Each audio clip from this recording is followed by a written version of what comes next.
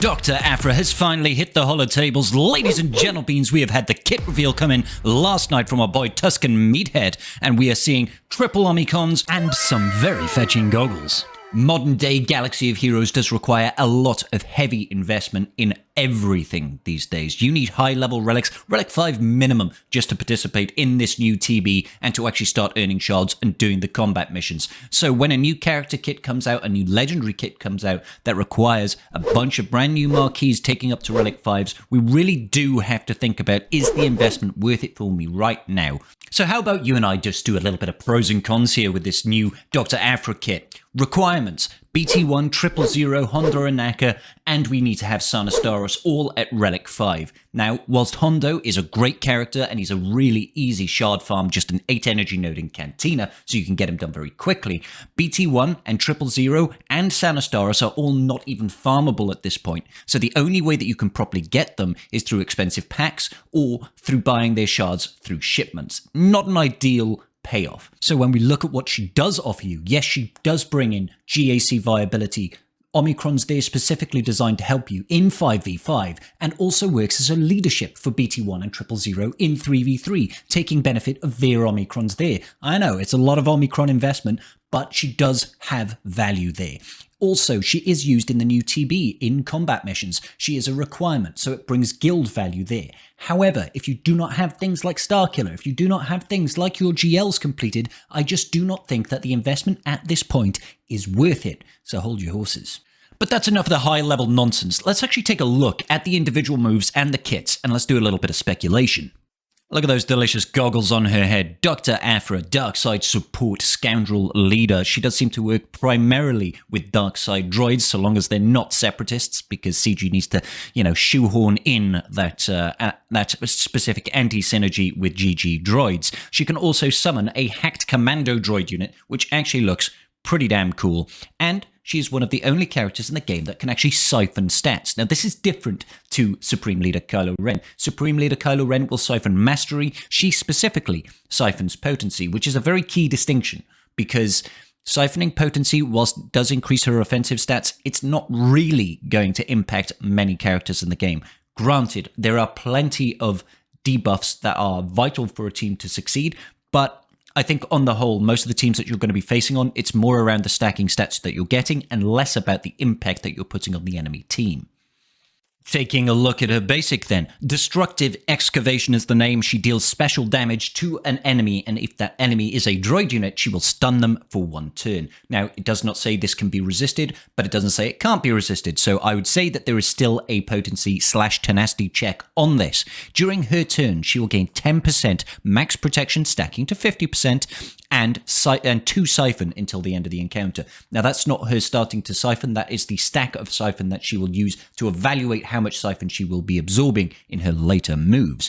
Art-wise, it's pretty standard, it's pretty basic. She just whips out a pistol and takes a bit of a Han Solo stance and shoots them. Nothing to write home about there. Special one is Dangerous Tech. This is her first Zeta, and it is a cooldown of 3. Once again, nothing too crazy about the animation. I mean, it's kind of cool. She does the old finger point. Okay, so she inflicts accuracy down for 2 turns, which, as we all know, is the king of all debuffs. Accuracy down, super important. No. Darkside allies will gain potency up for 2 turns and 10% turn meter, which is always nice. Darkside droid allies gain critical damage up and offense up for 2 turns and recover 30% of their health and protection. Then you revive a random, non-separatist Darkside droid ally, BT1 and 000. So for a cooldown of 3, that's incredibly valuable, especially when you consider that 000 has got the likes of translation to pass. She's always going to be reviving these units, which is very, very useful. Now, the additional health and protection recovery, the fact that she's going to be passing buffs and TM, all very useful. For a cooldown of 3, I think this is a top ability.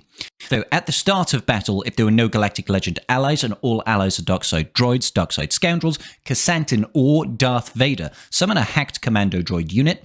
If the hacked commando droid unit is already present, inflict breach and target lock on the target enemy for 2 turns and call hacked commando droid ally to assist, dealing damage again as true damage with additional damage equal to 20% of Aphra's potency. Now you'll see a lot of this potency synergy with this girl. She likes to stack up that potency and convert that into additional damage. The fact that we can now get an additional summoned unit really offers additional value in 3v3 as well as in 5v5. Now, that additional benefit and the fact that we can actually have additional synergy with Chrysanthemum and Darth Vader is okay. I don't see many people running Chrysanthemum or Darth Vader with this particular team. Darth Vader is very valuable in other teams, such as an EP lead or a Lord Vader team. And Chrysanthemum, those of you that have got Chrysanthemum to a decent relic level are most likely going to have Jabba the Hutt, and you can't really afford to take Chrysanthemum out of a Jabba the Hutt team. So I'm not sure where the value is. I think they went more for lore and aesthetic purposes than for actual gameplay value here. Moving on, special number 2, Rogue Archaeology. This is her first Omicron ability. This one has a cooldown of 4. Will say, animation for this attack, sick. This one, like, I give this an 11 out of 9. You heard. I just think it looks really cool. I think it looks really, really cool. Deals special damage to all enemies and increase their cooldowns by 1. Inflict doubt on them for 2 turns. And Aphra siphons potency from the target enemy, which cannot be resisted. So this is where she's going to interact with her stacks of siphon. Yeah, so for every stack of siphon, she's going to siphon off that much potency when she uses this ability. It can't be countered, which is useful. She gains a percentage of potency equal to this unit's siphon until the end of the encounter, and the target loses that much potency. So she's drawing it out. It doesn't work necessarily against raid bosses or galactic legends. I believe the way it interacts is she's still going to be gaining the potency, but they're not going to be losing it when it comes to raid bosses or galactic legends, which is okay. In 5v5 Grand Arena, here is the Omicron aspect of this ability. You deal bonus damage to the target enemy based on 50% of Aphra's potency. Inflict buff immunity, heal immunity, and stagger on the enemy for 2 turns. That's pretty crazy. The rate at which she's going to be stacking potency and the fact that we can boost potency quite handedly with mods means that this is going to hurt. Now, buff immunity, heal immunity, and stagger are some of the greatest debuffs in this game. The only downside that you could argue is that these are not resistible. These are resistible. So if the enemy has got tenacity up, it's going to be a problem. It won't be a problem in most other circumstances because there are a lot of sources that we can get additional potency from. But yeah, it does mean there is a tenacity check, which is a bit of a shame. Her leadership ability here now, Suspended Doctorate. This has a Zeta and this has an Omicron. So at the start of battle, Aphra is gaining max health and protection equal to 30% of her potency. If BT1 and 000 are allies, which they're going to be, she gains 50% turn meter for each. So 100% turn meter at start of battle. This will be counteracted by the likes of JMK, but that's a very niche use there. Dark side allies have got 20% offense. Dark side droid, Darth Vader, and Chrysanthemum also have 20% max health, which is okay, I guess. Whenever a dark side ally inflicts a debuff, they gain 5% offense for 1 turn, and Aphra gains 5 siphon until the end of the encounter. So she's going to be stacking up that siphon incredibly quickly. The likes of BT1 and 000 inflict a lot of debuffs, so that siphon number is going to stack and stack and stack. If the dark side ally is droid, Darth Vader, or Chrysanthemum, they instead gain 10% offense instead of 5 for 1 turn, and Aphra gains 10 siphon until the end of the encounter. Whenever Aphra, BT1, 000 inflict a debuff or are critically hit, they gain 10% turn meter. So there is a lot going on here. She's going to have a lot of stacking siphon. She's going to be increasing the offense of her allies very, very quickly, and she's going to be gaining a lot of turn meter. Whenever an enemy falls below 30% health, they're inflicted with expose and speed down for 2 turns, which can't be evaded or resisted. Now, if I am correct, this means she will not get the additional stacks of siphon from that because you are not inflicting those debuffs. They are technically inflicting them themselves, so you won't gain the extra siphon there, but that's okay. The Omicron aspect of this particular ability, Darkside Droid and Darkside Scoundrel allies have 50% crit avoidance and 30% speed. 50% crit avoidance is massive.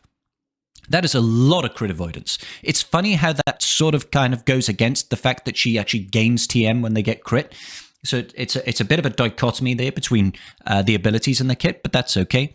And she is gaining 50% additional potency. That jump to potency is going to feed into her damage output with her second special ability over here, this Rogue Archaeology, apologies, which is going to be dealing damage based on 50% of her potency. So having that additional 50% potency at the start from her Omicron is going to be a little bit clutch. Whenever Darkside Droid or Darkside Scoundrel allies inflict a debuff, they gain 10% turn meter, which is interesting because that's already named over here. So I'm assuming that stacks and they gain 20% instead of 10%. While enemies are debuffed, they have minus 20% tenacity.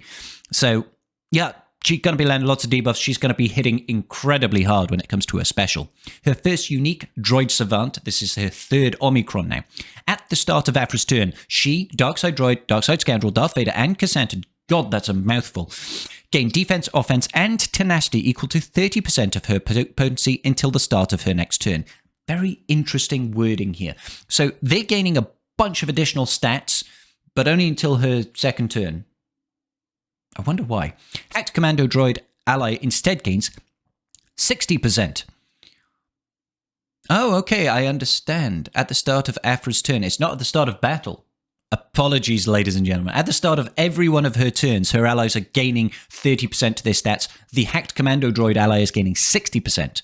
When she is active, if BT1 or 000 are allies, they have 20% potency and 20 speed. So they're going to be passing, 50 speed in total? Because she's gaining 30 from the 30 from her leadership as well. The first time a Darkside Droid ally falls below 50% health, they gain protection up 40% for 2 turns.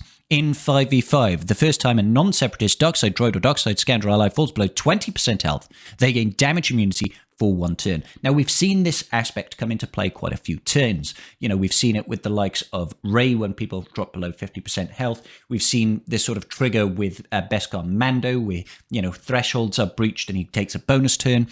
The only issue I have with this one in particular is that 20% health is quite low, and it's very easy to take a unit from, say, 50% health to 0 health in one hit, and it might not even trigger this damage immunity. This will not prevent that unit from dying if it does that whole damage in one hit. And we know how hard units can hit these days.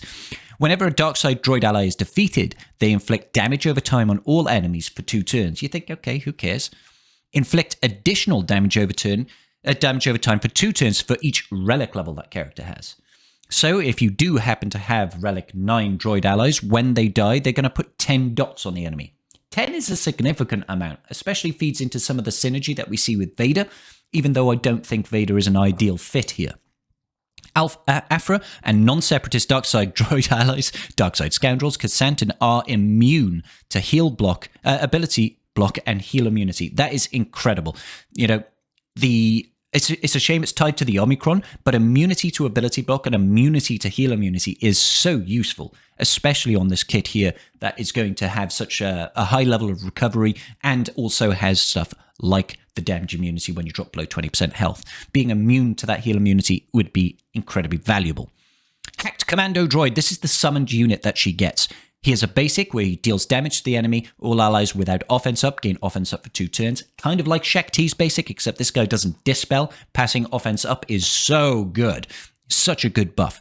His special is Besiege, cooldown of 3. Deals physical damage to the target enemy and calls a random ally to assist. An assist is always good.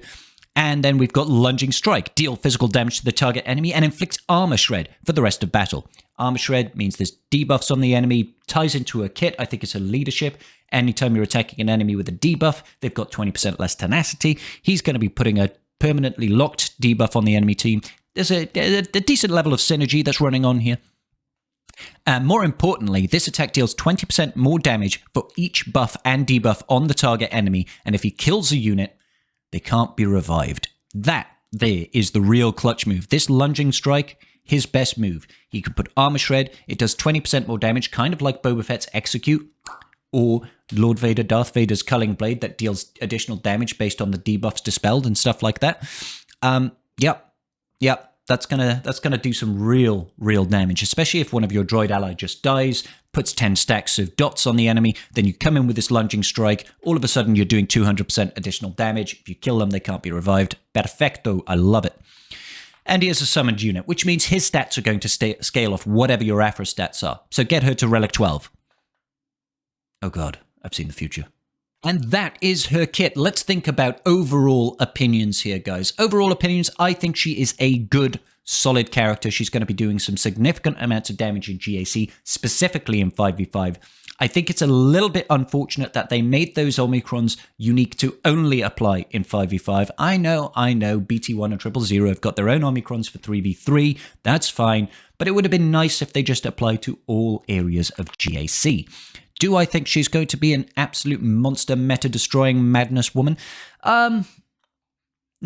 No, I don't. I think she's going to sit quite comfortably around the same sort of level as the likes of Gas and CLS. I think she'll be able to operate there specifically in GAC. I don't think she's going to be completely wiping the floor with GLs. Her Siphon doesn't work accurately against them. I still think she's going to be dealing a lot of damage, but the revives and stuff like that, they can easily be mitigated by all the GLs at this point. So we'll have to wait and see. I think she's going to be useful. I think she's going to be worthwhile. And obviously we need her for the new TB. So everybody should be interested in getting her at some point. Just make wise decisions and smart investments in your roster and everybody will be happy. All right, guys, that's going to about do it. Thank you so much for joining. Please hit the like button and subscribe and I'll see you all in the next video. Peace.